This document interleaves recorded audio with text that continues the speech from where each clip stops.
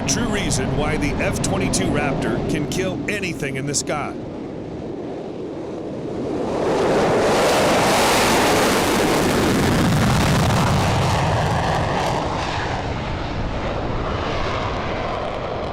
With Russia and China deploying advanced new fighters and surface-to-air missiles, the task of gaining and maintaining air superiority over an increasingly more lethal battle space falls to a small and elite group of U.S. Air Force pilots flying the mighty Lockheed Martin F-22 Raptor.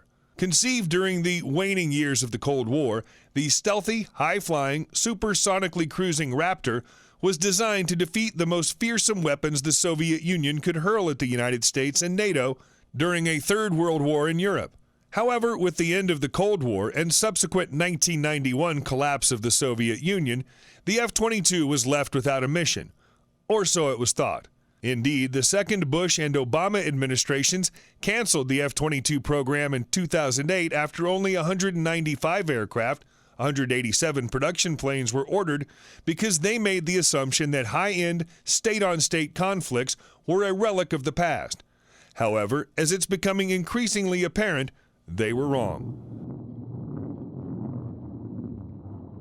Why America needs the F-22 Raptor, now more than ever. Now, with voices on the left and right clamoring for action in Syria, where the Kremlin is propping up its longtime ally, the Assad regime, the Pentagon finds that it has to rely on its tiny fleet of 186 F-22 Raptors if the call comes to establish a no-fly zone or a safe zone in that war-torn nation. The Raptor is the only operational combat aircraft that the United States operates that Washington can rely on to take on and defeat advanced air defenses such as the Panzer S-1, S-300 V4, and S-400 that Moscow has dispatched to Syria.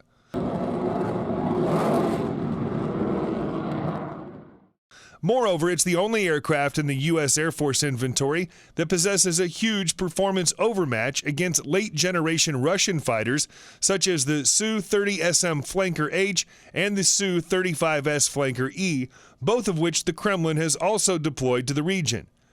Our role is to kick down the door, First Fighter Wing Commander Colonel Pete Fessler, a veteran F-22 Raptor pilot, told me during a visit to Langley Air Force Base in Virginia.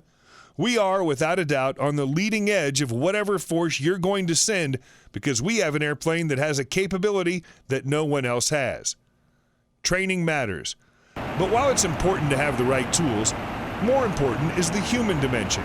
Pilots and maintainers must be trained and ready to defeat the highest-end threats if they're to be sent into combat. The Raptor pilots, while they're still a critical component, are still just one part of a team. Nothing's going to happen unless the maintainers can get the airplanes running. The low observable maintainers can keep the skin healthy, the munitions guys can build the bombs and missiles, and the weapons loaders can get them on the airplane. The air traffic controllers can launch them, intel folks can prep the pilots for the mission they're going to do. All those things have to come together, and if they get out of sync, none of it works. The ultimate insurance policy. In many ways, the Raptor is the U.S. Air Force's insurance policy.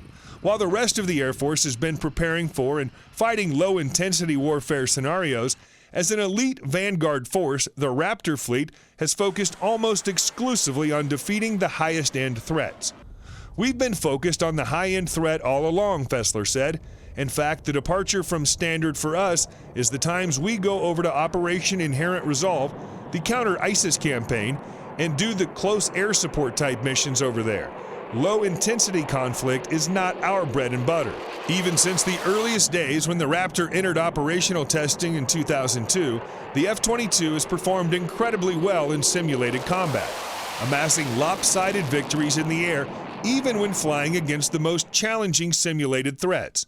Advanced Russian fighters such as the Su-35 and the S-300 V4 and S-400, it's exceedingly rare for the F-22 to be shot down.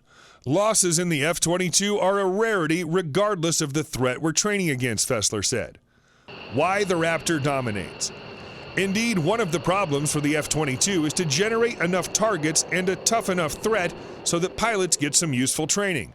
Another problem is that the jet is so capable in terms of its sheer speed, acceleration, stealth, sensors, and maneuverability, it actually compensates for tactical errors.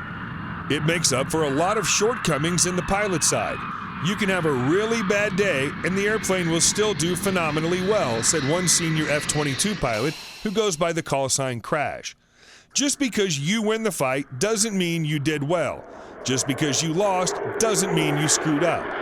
We build scenarios to track that. So there are times when guys will die in training when they did everything right.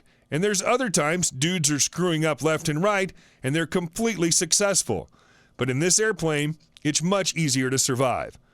Because the jet is so capable and the pilots are the elite of the elite, the red air has to effectively overwhelm the Raptors with sheer numbers. Crash described one scenario where 4 F-22s took on 10 fourth-gen enemy aircraft similar to a Su-35 simultaneously, and which regenerate or come back to life.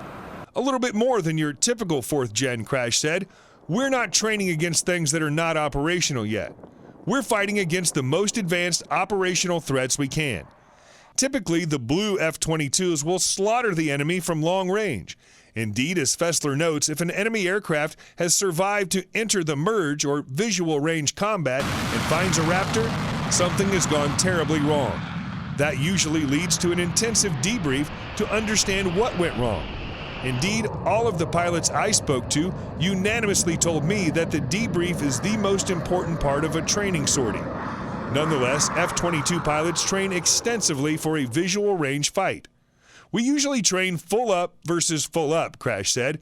We assume that a Western-trained F-22 is going to be the most challenging threat we're going to go against. A big upgrade, and something needed. One recent addition to the Raptors at Langley is the new Block 3.2A Update 5 software. At long last, the new upgrade adds the Raytheon AIM-9X Sidewinder high-off bore sight missile, something long coveted by the F-22 community. The addition of the AIM-9X is a huge improvement for the Raptor. All of the pilots at 1st Fighter Wing that I spoke to told me the addition of the new weapon greatly increases the F-22's already formidable lethality. That's even though Upgrade 5 is an interim capability. The AIM-9X and the Raytheon AIM-12OD AMRAAM missiles will be fully integrated onto the Raptor with the Increment 3.2B upgrade, which is yet to be fielded. The one thing that the F-22 is still lacking is a helmet-mounted cueing system, HMCS. That would be used to exploit the outer edges of the AIM-9X's capabilities. It's a feature that's common on most U.S. fighter aircraft and most foreign ones. The lack of such a system would normally place the Raptor at a severe disadvantage in a dogfight if the aircraft didn't perform as well as it does. The Air Force is still planning on adding such a helmet-mounted cueing system to the F-22, but pilots at the 1st Fighter Wing say that's not an absolute necessity. The Raptor can usually dominate a fight even without such a system. Indeed, as Fessler noted, even without the AIM-9X or a HMCS, F-22 pilots often close into gun range and ambush other jets in visual range. I can sneak up on a guy, Fessler said. In the F-22, I convert on guys, and they never even see you there. You roll up right behind them and go, "Why waste a missile when you have a gun?" Ultimately, as the U.S. Air Force's only dedicated 5th-generation air superiority fighter in an increasingly hostile world where the threat grows more challenging every day, it's in the service's best interest to ensure the Raptor remains as capable as possible. Right now, the Air Force is slated to equip the F-22 with a helmet-mounted sight by 2020, but similar efforts have fallen prey to budget cuts in the past. The helmet would be awesome to have, but it's not a game changer for us, Crash said, but a helmet-mounted sight would help us a lot.